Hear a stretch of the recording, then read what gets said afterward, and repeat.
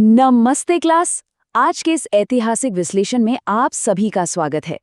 एक इतिहास के शिक्षक के तौर पर मुझे हमेशा से उन कहानियों को खंगालने में बड़ा मजा आता है जिन्होंने हमारे देश की नींव रखी है।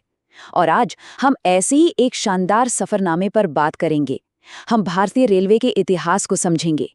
ये सिर्फ लोहे की पटरियों और इंजनों का जाल नहीं है, बल्कि सच कहूं तो ये हमारे देश के विकास की असली कहानी है। तो चलिए बिना देर किए सीधा इस सफर पर निकलते हैं। जरा इस विचार पर गौर कीजिए। ये व्यवस्था सिर्फ एक जगह से दूसरी जगह जाने का जरिया नहीं है, बल्कि सच में ये हमारे देश की आर्थिक, सामाजिक और सांस्कृतिक धड़कन है।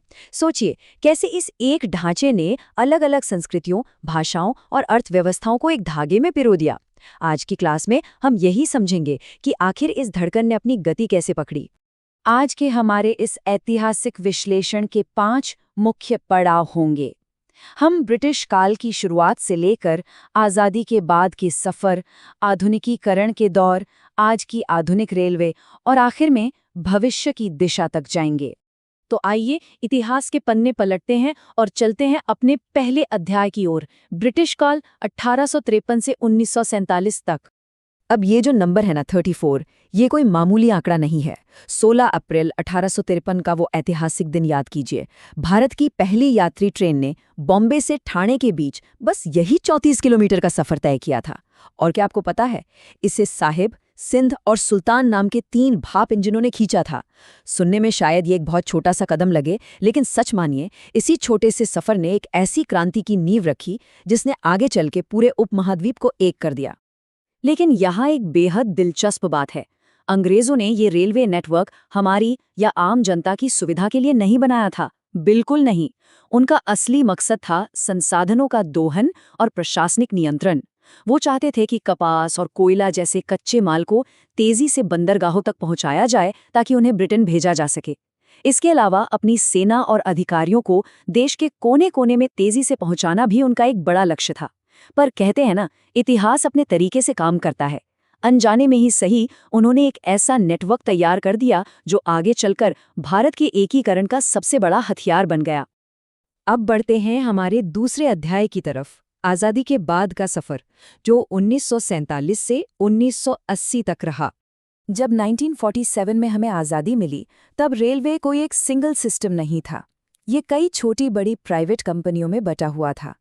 तो स्वतंत्र भारत की सरकार के सामने सबसे बड़ी चुनौती थी इस पूरे बिखरे हुए जाल को एक करना, और उन्होंने ये सफलतापूर्वक किया।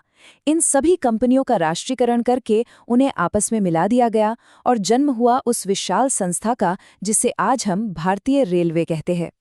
काम को आसान और कुशल बनाने के लिए इसे अलग अलग जोन में भी बांटा गया।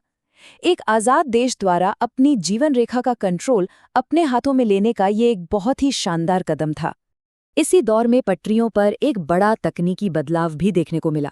वो पुराने छुक-छुक करते और काला धुआं छोड़ते स्टीम इंजन, जिन्हें हम आज भी कहानियों और फिल्मों में याद करते हैं, वो धीरे धीरे इतिहास के पन्नों में समाने लगे। उनकी जगह ले ली अधिक शक्तिशाली और आधुनिक डीजल और इलेक्ट्रिक इंजनों ने। ये बदलाव सिर्फ ट्रेन की स्पीड बढ़ाने के लिए नहीं, बल्कि पूरे सिस्टम की एफिशिएंसी बढ़ाने के लिए बहुत जरूरी था।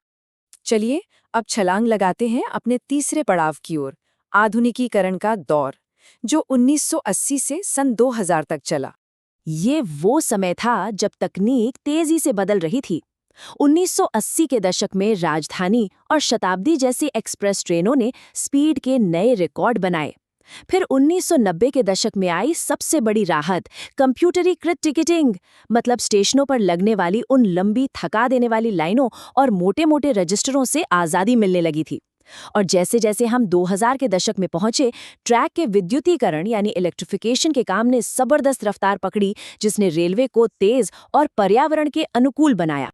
और इसी के साथ हम आते हैं अपने चौथे अध्याय पर, आधुनिक भारत की रेलवे, सन 2000 से लेकर आज तक।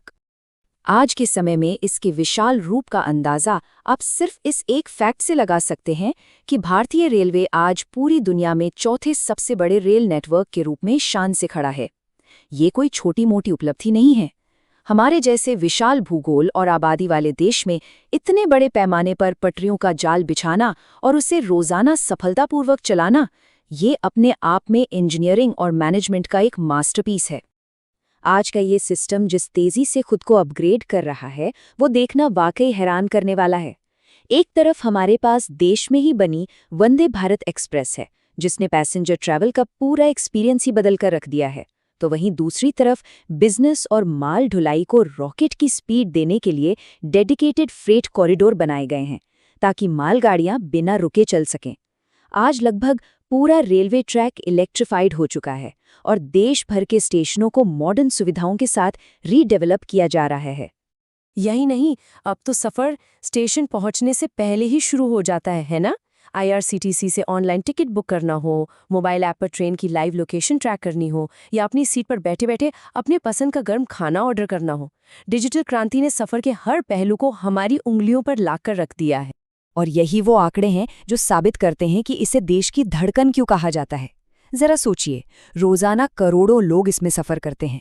इतनी तो कई देशों की पूरी आबादी भी नहीं होती। इसके साथ ही ये सिस्टम लाखों लोगों को सीधा रोजगार देता है। तो ये सिर्फ एक ट्रांसपोर्ट डिपार्टमेंट नहीं है, ये अपने आप में एक पूरी चलती फिरती अर्थव्यवस्था है। अब हम अपने आखिरी पड़ाव पर हैं, भविष्य की दिशा। आखिर अगला कदम क्या है? भविष्य का जो ब्लूप्रिंट हमारे सामने है वो बहुत ही रोमांचक है। Mumbai Ahmedabad bullet train project के साथ हम हाई स्पीड रेल के युग में एक बहुत बड़ी छलांग लगाने वाले हैं। ये सफ़र के मायने बदल देगा। इसके साथ ही भारतीय रेलवे 100% इलेक्ट्रिफाइड और ग्रीन एनर्जी पर चलने के अपने वादे पर तेजी से काम कर रही है। सौर और पवन ऊर्जा पर जोर दिया जा रहा है। मतलब विकास तो होगा, लेकिन पर्यावरण की कीमत पर बिल्कुल नहीं।